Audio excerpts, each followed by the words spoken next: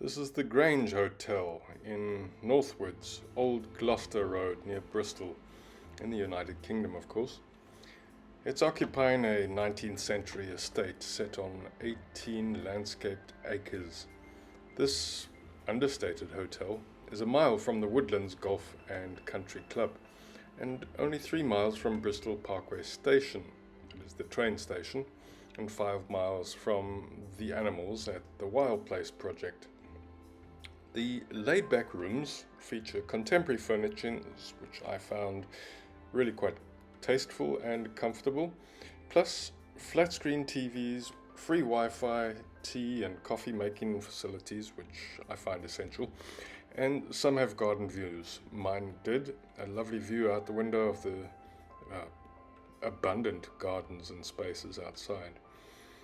Upgraded rooms add Nespresso machines for those coffee addicts like myself.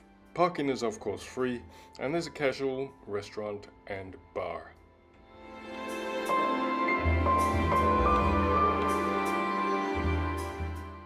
I thoroughly enjoyed the buffet breakfasts, which compare favorably with any similar resort.